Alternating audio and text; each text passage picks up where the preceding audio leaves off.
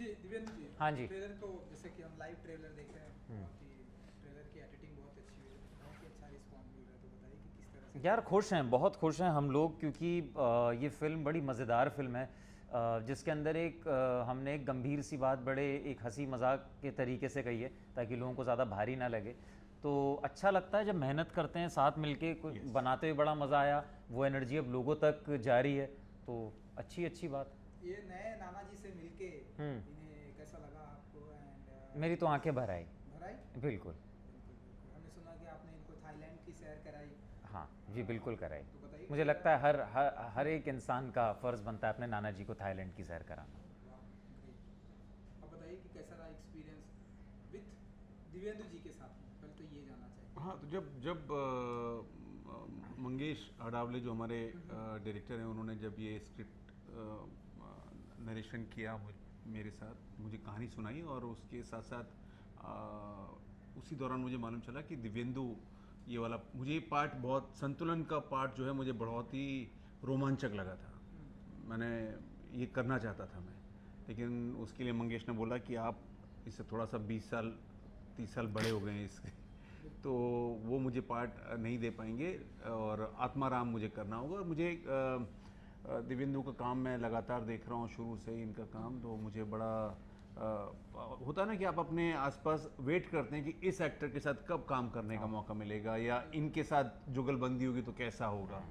तो दिव्येंदु के साथ काम करना मेरे विश लिस्ट में था, और इसके अंदर ये फलीभूत हो गया, और अच्छा कोलैबोरेशन हुआ है। बहुत ही बढ़िया स्क्रिप्ट, क्या है कि फाइनली स्क्रिप्ट अगर अच्छी होती है, मटेरियल अगर अच्छा है, और माहौल अच्छा है, डायरेक्टर संजीदा हैं, या तो फिर काम करने में मज़ा आ जाता है। और हम लोगों ने, मुझे लगता है कि एक अच्छी फिल्म बनाई है, जैसी आजकल दर्शक देखना चाहते हैं, अलग हटकर, फॉर्मूला से अलग फिल्म, अलग किस्म की कहानी। और 11 नवंबर को थिएटर में जाकर अगर लोग देखें उसको, और हमें थोड़ा सा शाबाशी दें, तो बिल्कुल बिल्कुल मंगेश इस तरह की और फिल्म बना पाएंगे, रिलायंस और विंडो सीट फिल्म्स इसको और इस तरह की और कहानियाँ कह पाएंगे। बिल्कुल।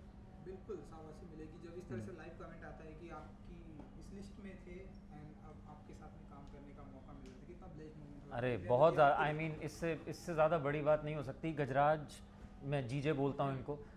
सो जीजे, आई मीन बहुत कोलैबोरेटिव आदमी है। और जब मुझे पता चला था कि ये फिल्म जब बन रही है, जब कहानी पता, और पता चला कि जीजे पार्ट प्ले कर रहे हैं, I was like done, this is the perfect casting. और आप यही चाहते हैं कि जब कोई एक अच्छी लिखी हुई स्क्रिप्ट है, उसमें अगर बढ़िया बेहतरीन एक्टर्स आ जाएंगे तो और मज़ा आता है रंग जमाने का। तो जब जीजे का नाम आया तो I was like yes, I mean it was a no brainer for me definitely, कि मतलब अब तो मज़ा ही आ जाएगा, मतलब बिल्कुल सोने पे बिल्कुल सुहागा वाली बात है। बिल्कुल। और एक नया नाम आपको मिल गया, मैं कब से ये कंफ्यूज हूँ कि किस नाम से बुलाऊँ आपको, गजराज जी, नाना जी, जीजे। जीजे, पर ये जीजा जी वाला जीजे नहीं है। इन्होंने गजरा गज का जी लिया है और राज का जे लिया है। जे लिया है। और क्योंकि नयापन है, और पहले दिन से ही, शुरुआत से एंड ही हम ऑल्सो लोग। इनकी जो एनर्जी है ना, वो मुझे ज़्यादा जीजे वाली लगती है। हम्म। गजराज राव जी से ज़्यादा मुझे जीजे वाली लगती है, बिकॉज ही इज़ वेरी आप you know very active, very inclusive. So you feel like that आपके हम उम्र हैं, मतलब कुछ Thank you. ऐसा नहीं लगता कि बहुत वो और है। मैं तो इनफैक्ट दिव्येंदु से 1-2 साल अपने जो को कम है। छोटा ही समझता हूँ। तो लेकिन इसमें ऐसा नहीं कि हम दोनों का ही कोलैबोरेशन अच्छा हुआ, बाकी जितने तमाम कलाकार हैं, सनी, सनी हिंदुजा जो मेरे बेटे का रोल कर रहे हैं, और राजपाल जी। राजपाल यादव, उसमें एक, मतलब एक सरप्राइज पैकेज है ऑडियंस के लिए, कि वो एक मुहावरा है ना, देखन में छोटा लागे घाव करे गंभीर, तो उनका एक पार्ट है, वो बीच में आते हैं कहानी में, और ऐसा सुर बदल देते हैं पूरी हाँ, स्टोरी का। और मतलब वो 10,000 वाली लड़ी होती है ना दिवाली पे, तो हाँ, बस आप लगा के साइड में खड़े हो जाओ, वो तो पूरा काम खुद करेगी तो फिर। जो हम बड़े शुक्रगुजार हैं कि राजपाल ने ये काम, हमारी फिल्म में काम करना स्वीकार किया, और बाकी तमाम कलाकार जो, सबके साथ काम करके बड़ा मज़ा आया। बिल्कुल बिल्कुल। सो आप मानते हैं कि थाई मसाज की बहुत ही ज़्यादा ज़रूरत है लाइफ में, जिस तरह से हमारी भाग दौड़ की लाइफ है, स्ट्रेस है। हम इससे पहले भी आयुर्वेदा की बात कर रहे थे, जी। तो आप मानते मानते हैं कि मसाज की बहुत ही जरूरत है? देखिए क्या है कि ये जैसे जैसे स्पोर्ट्स में तो होता ही है कि जो खिलाड़ी होते हैं, जैसे अपने सारे क्रिकेटर हैं या हॉकी के खिलाड़ी हैं, उनके लिए तो ख़ास तौर पे फिजियो को रखा जाता है कि आपकी जो मसल्स खिंच जाते हैं और जो आप थकान होती है, चोट लगती है, तो उसके लिए तो हमारे आयुर्वेदा में और केरल केरल वाला जी बिल्कुल। तो वो तो हमारी परंपरा में है। तो मुझे लगता है ये थाई मसाज भी यहाँ केरल से ही गया होगा, क्योंकि हमारे 1000 साल पुराना 1000-1500 साल पुराने कहीं तार जुड़े हुए हैं साउथ ईस्ट एशिया से। अगर आप जाएं वहाँ पर तो आपको नज़र आएगा कि हमारे जो सांस्कृतिक धरोहर में जो चीज़ें हैं, नाम हैं, वो शहरों के गलियों, अयोध्यापुरी है वहाँ पर जी गणपति की मूर्तियाँ जगह जगह नज़र आती हैं। कंबोडिया आप चले जाएं, मैं गया नहीं हूँ कंबोडिया, मैंने वीडियोस देखे हैं, तो वहाँ पर भी आपका हिंदुस्तानी जो कल्चर है वो दिखता है। बाली में गया हुआ हूँ इंडोनेशिया में, तो वहाँ पे कमाल है, वहाँ पर भी गणपति नज़र आते हैं, विष्णु नज़र आते हैं। इनफैक्ट थाईलैंड का जो एयरपोर्ट है स्वर्ण भूमि एयरपोर्ट, तो उसका नाम स्वर्ण भूमि एयरपोर्ट है, और उसके अंदर बहुत बड़ी एक मूर्ति है समुद्र मंथन की।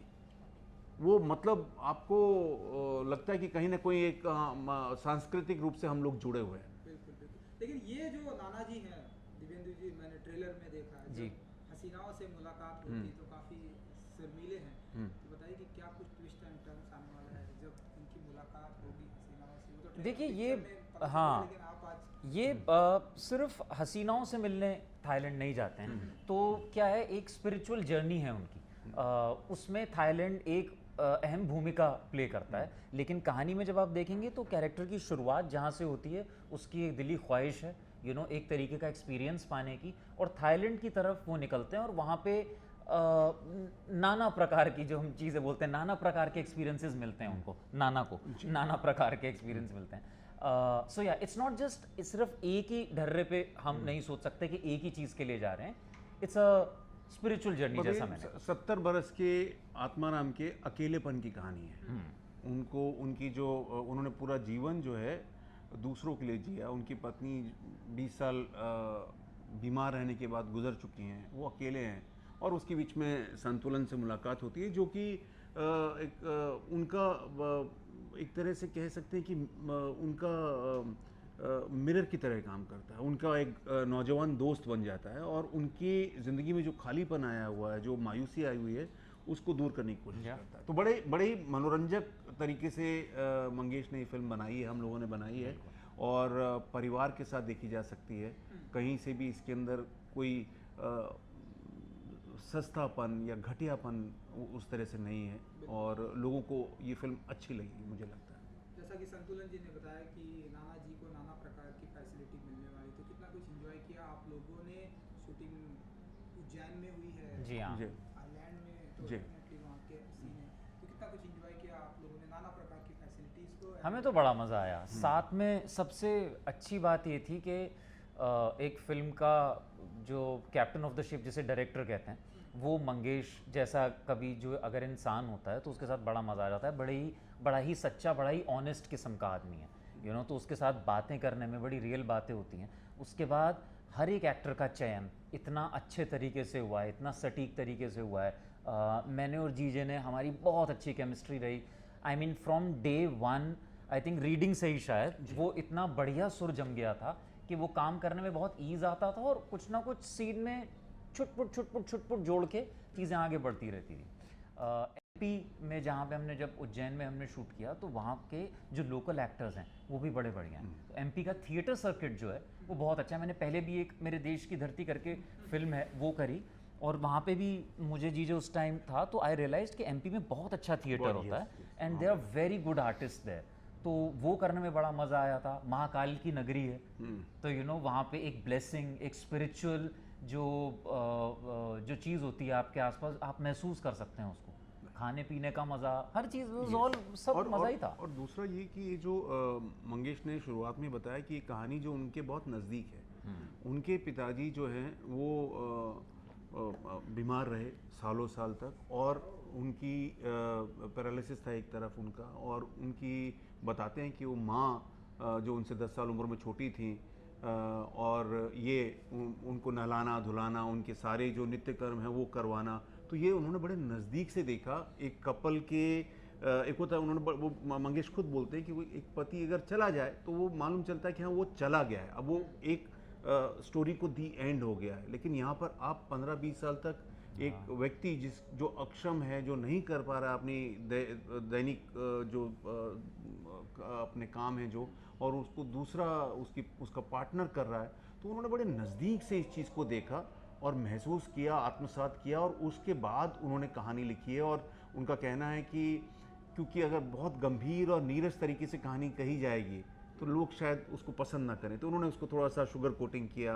थोड़ा पारिवारिक माहौल दिखाया, थोड़ा सा नटखट जो कैरेक्टर है दिव्येंदु का उसमें उसको लेकर आए। तो मुझे लगता है कि ये उस तरह से दर्शकों को के दिल को जरूर छुएगी। और कॉमेडी जो है ना इस फिल्म की, वो देख के इतना मजा आएगा आपको, क्योंकि कुछ ओल्ड स्कूल जैसी फिल्में होती थी ना हमारी, ऋषिदा की फिल्में, बासु चटर्जी की फिल्में, वो कुछ याद आएगा। हमारी comedy in your face comedy नहीं है, लेकिन गुलगुली करेगी आपको कहीं ना कहीं अंदर। तो वो एक बड़ी वो जो सुर है कॉमेडी का, वो बड़े टाइम बाद शायद किसी ने इतना प्यारे तरीके से मतलब ऐसा नहीं कि हर जगह पे चुटकुले बोले जा रहे हैं, सिचुएशन जो इतनी फनी बन के निकल कर आई है वो बड़ा मनोरंजक।